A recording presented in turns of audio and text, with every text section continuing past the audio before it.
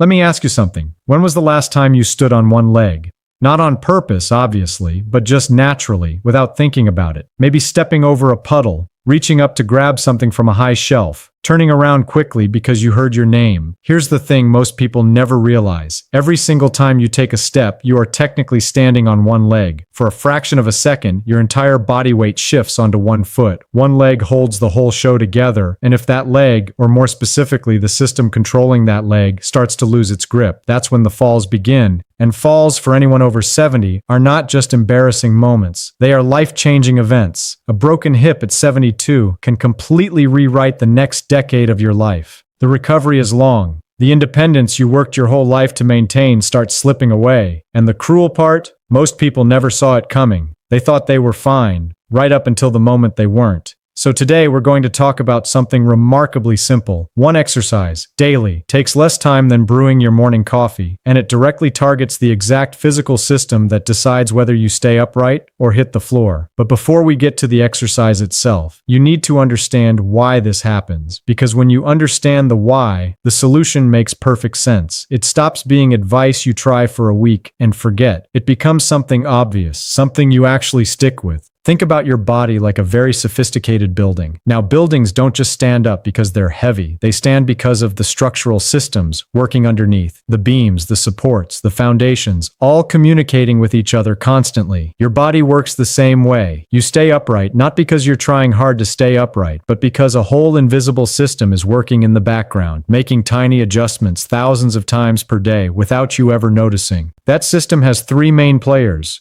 Your eyes, which give your brain a visual picture of where you are in space. Your inner ear, which acts like a spirit level. It feels movement and tilt. And something most people have never heard of called proprioception. That's just a fancy word for your body's ability to sense itself. It's the reason you can walk in a dark room and still know roughly where your feet are. It's the reason you don't fall out of your chair every time you shift your weight. These three systems are constantly sending signals to your brain. Your brain processes all of it in real time and fires back instructions to your muscles. Lean left, tighten the hip, shift the ankle, all of this happening faster than conscious thought, faster than you could ever do it on purpose. Now here's where it gets interesting and a little unsettling. All three of these systems get worse with age, not because something is broken, not because you did anything wrong. It's simply what happens when the body starts to move a little more slowly. The signals become less sharp. The processing takes a fraction longer. The muscles respond a bit more hesitantly. And when those fractions of seconds add up, you start to feel unsteady. Maybe you reach for the wall when you step out of the shower. Maybe you hesitate at the top of the stairs. Maybe you've had a near miss you never mentioned to anyone because you brushed it off as nothing. It wasn't nothing. It was your balance system sending you a message saying, hey, we need some maintenance work here. Here's the really good news, though. This system responds to training in a way that almost nothing else in the body does at this age. Muscle mass is harder to rebuild past 70. Cardiovascular fitness takes real sustained effort to improve.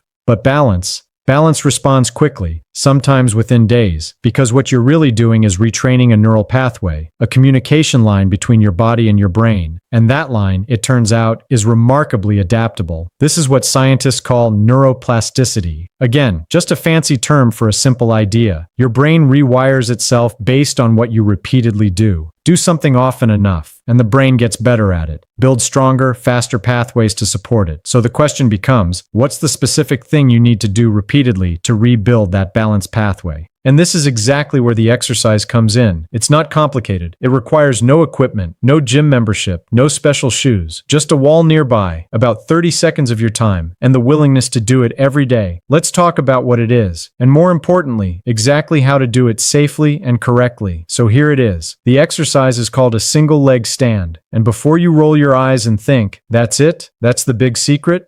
Stay with me for a moment, because the simplicity is exactly the point, and the way most people do it, or more accurately, the way most people don't do it, is precisely why their balance keeps declining anyway. Here's how it works. You stand near a wall or a sturdy counter, not holding it, just near it, close enough to touch it if you need to. Then you lift one foot off the ground, just a few inches. You don't need to look like a flamingo. You just need that one foot up and your full weight resting on the other leg. And you hold that position. That's it. That's the whole exercise. Now, the first time you try this, something interesting might happen.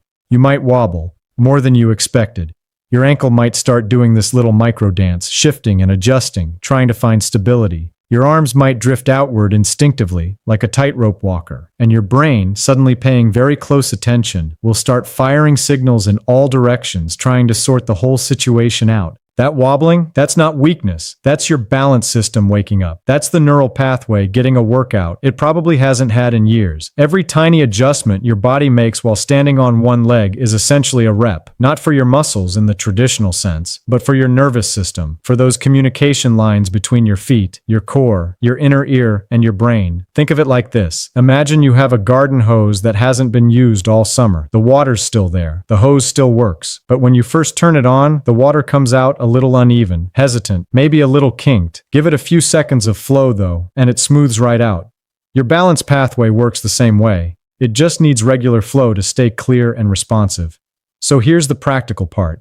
How do you actually build this into your day without it feeling like a chore? The answer is habit stacking. You attach the new habit to something you already do automatically, something that happens at a predictable time every single day. And the two best moments for this exercise are the morning and the kitchen. In the morning, most people over 70 have a routine. You wake up, you brush your teeth, you maybe make tea or coffee. Pick one of those moments. Brushing your teeth is actually perfect. And do your single leg stand right there. Lift one foot while you brush. Switch feet halfway through. You've just done your daily balance training without adding a single extra minute to your morning. The kitchen is the other golden opportunity. You're waiting for the kettle to boil. You're standing at the counter while something heats on the stove. Instead of just standing there, lift one foot, hold it. That idle waiting time, which adds up to quite a few minutes over the course of a day, becomes your training ground. Now let's talk about how long to hold it, because this is where people either undersell the exercise or push too hard too fast. Start with 10 seconds on each leg. Just 10. If that feels easy, great. You're building confidence and body awareness. If 10 seconds feels challenging, also great. You've just discovered exactly where your balance system needs the work. After a week of 10-second holds, try 20 seconds, then 30. The goal over time is to work toward a full 60-second hold on each leg. Research, the kind done quietly and consistently over decades, suggests that being able to hold a single leg stand for 10 seconds or more is one of the most reliable indicators of long-term physical independence. It predicts, with surprising accuracy, how well someone will move and function in the years ahead. But here's the nuance most people miss. The position of your eyes matters enormously. When you first start, keep your eyes open and fix them on a stationary point. A spot on the wall, a doorknob, something that isn't moving. Your visual system will do a lot of the heavy lifting for you, and that's fine. That's where you begin. As you get more comfortable over the following weeks, try this. Do the same exercise, same position, but close your eyes, just for a few seconds at first. What you'll notice almost immediately is that everything gets significantly harder. The wobbling increases. Your ankle works over time. Your core tightens up automatically. This is because with your eyes closed, your visual system is no longer helping. Now your inner ear and your proprioception, that body sensing system we talked about earlier, have to carry the full load. And training those systems without visual support is where the real deep balance improvement happens. Think of open-eye balance training as learning to ride a bike with training wheels. Useful, necessary, a great starting point. Closed-eye training is when the training wheels come off. Harder, yes, but that's exactly where your nervous system grows stronger. And the progression doesn't stop there, because once you've built a solid foundation, once 30 or 40 seconds with eyes closed starts to feel manageable, there's a next level that takes this exercise from good to genuinely remarkable for fall prevention. So what is that next level? What takes a simple one-leg stand and transforms it into something that genuinely prepares your body for the unpredictable messiness of real life? Because here's the thing about falls. They almost never happen in ideal conditions. They don't happen when you're standing still in a brightly lit room on a flat floor with nothing in your hands. They happen when you're carrying groceries and the cat darts across your path. They happen when you step off a curb that was slightly higher than you expected. They happen when you turn your head to look at something while your feet are still moving. They happen in the gray areas, the in-between moments, the situations your body wasn't quite prepared for. So the goal of balance training isn't just to get better at standing on one leg in your kitchen. The goal is to build a nervous system that handles surprises well, one that can absorb an unexpected shift in weight and recover quickly, automatically, without you even having to think about it. And this is where we introduce what you might call the unstable surface progression. You don't need any fancy equipment for this. A folded bath towel works perfectly. Place it on the floor in front of your wall or counter. Step onto it with one foot and lift the other. What you'll notice immediately is that the soft, slightly uneven surface of the towel means your ankle ankle, foot, and lower leg muscles have to work constantly and actively just to maintain your position. The ground is no longer giving you a solid, predictable answer, and so your balance system has to work harder to find stability. This mirrors the real world beautifully. Grass in the garden, a slightly uneven pavement, the gentle movement of a bus or train, the soft carpet at the top of the stairs. These are all surfaces that require your balance system to be adaptive rather than just stable. There's a difference between those two things. Stable means you can hold a position. Adaptive means you can recover from disruption. And adaptive is what keeps you safe in real life. Spend a week on the folded towel and you'll be amazed at how much your ankle strength and foot responsiveness improve. Things that used to feel precarious will start to feel manageable. That's the neural pathway getting stronger, faster, and more responsive in exactly the way your daily life demands. Now let's talk about something equally important that most people completely overlook when they think about fall prevention, and that's the role of the hip. Most people assume falls happen because of weak legs or poor coordination, and those things do matter. But one of the most underappreciated contributors to instability in people over 70 is weakness in the hip abductors. These are the muscles on the outside of your hip, the ones that control sideways movement and stabilize your pelvis when you're walking or standing on one leg. When these muscles are weak, something subtle but significant happens every time you take a step. Your pelvis drops slightly on the side of the raised leg. Your body compensates by leaning. Your center of gravity shifts, and suddenly you're fighting to stay balanced on every single step, using far more energy and attention than you should need to. You've probably seen this without realizing it. Someone who walks with a slight sway from side to side, not dramatically, just enough that their body seems to be working harder than it needs to. That's often weak hip abductors showing up in real time. The good news is that the single leg stand, done correctly, already works these muscles. Every second you spend balancing on one leg, those hip muscles on the standing side are firing and stabilizing your pelvis. You're training them without even thinking about it.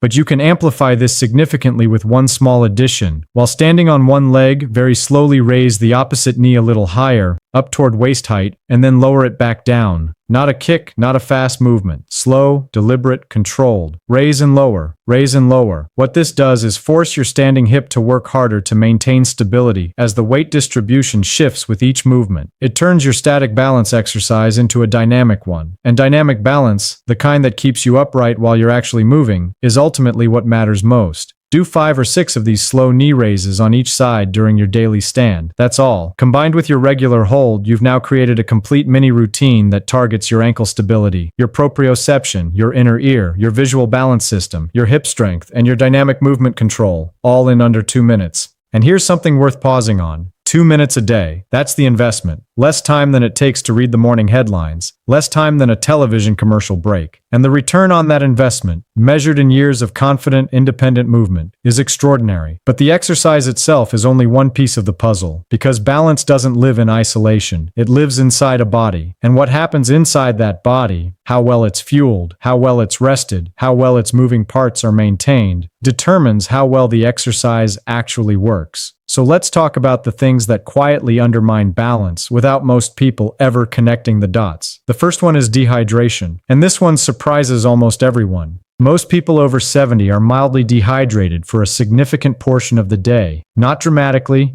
not dangerously, just quietly, chronically underhydrated. And here's the part that connects directly to falls. Dehydration affects blood pressure. Specifically, it makes it harder for your body to maintain stable blood pressure when you change positions. When you go from sitting to standing, your blood pressure needs to adjust rapidly. In a well-hydrated body, this happens smoothly and automatically. In a dehydrated body, it lags, and that lag produces a brief moment of lightheadedness, a slight swimming sensation in the head, a few seconds where the room feels like it tilted just a little. That feeling has a name. Orthostatic hypotension. But the name doesn't matter. What matters is recognizing that feeling, because that moment, those 2 or 3 seconds after standing up, is one of the highest risk windows for falls in older adults. And simply drinking more water consistently throughout the day, not just when you feel thirsty, can meaningfully reduce how often it happens. The thirst signal, by the way, becomes less reliable with age. Your body gets quieter about telling you it needs water, so you can't wait to feel thirsty. You have to drink on schedule. A glass of water in the morning before anything else.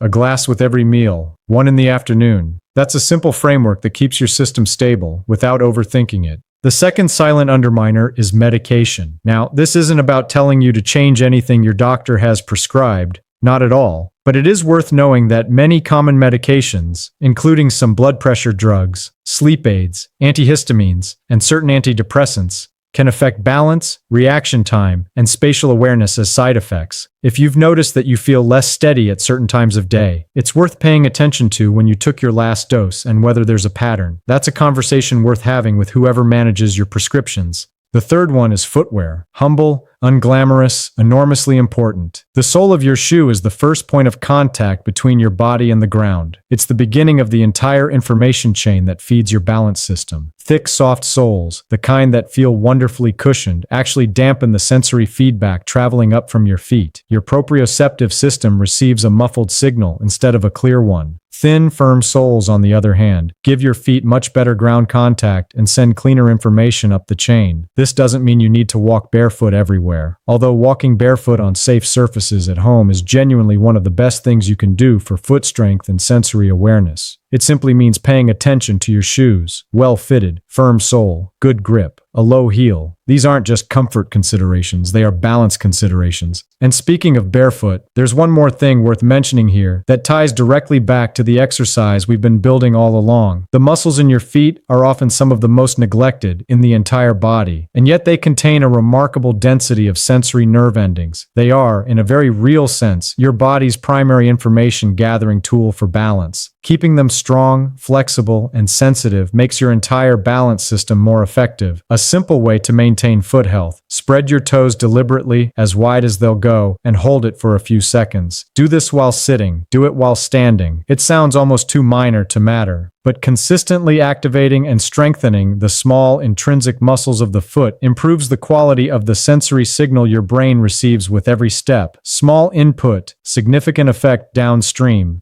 Now let's zoom out for a moment and look at the bigger picture, because everything we've talked about, the single leg stand, the eyes closed progression, the unstable surface training, the dynamic knee raises, the hydration, the footwear, the foot strength, all of it points to the same underlying truth. Your balance is not fixed. It is not simply a feature of aging that you passively accept as it declines. It is a trainable, maintainable, improvable system, one that responds to attention and consistent effort in ways that will genuinely surprise you. The body at 70 is not the body at 40. That's simply true. But the body at 70 is also not a finished story. It is still adaptive, still capable of learning, still capable of building stronger neural pathways, more responsive muscles, sharper sensory awareness. The research on this is as consistent as it gets. People who train their balance, even starting late in life, show measurable improvements in stability, reaction time, and confidence of movement. Confidence, actually, is worth dwelling on for a moment, because one of the most insidious effects of declining balance isn't physical, it's psychological. When you start to feel unsteady, you start to move less. You avoid certain situations. You stop going to places that feel risky. You slow down your life to match what your body seems to be demanding. And that restriction of movement, that narrowing of your world, accelerates the very decline you were trying to avoid. Less movement means less balance training. Less balance training means more instability. More instability means even less movement. It's a cycle that closes in around people slowly and quietly. The single leg stand, done daily, is a way of breaking that cycle before it fully forms, or reversing it if it already has.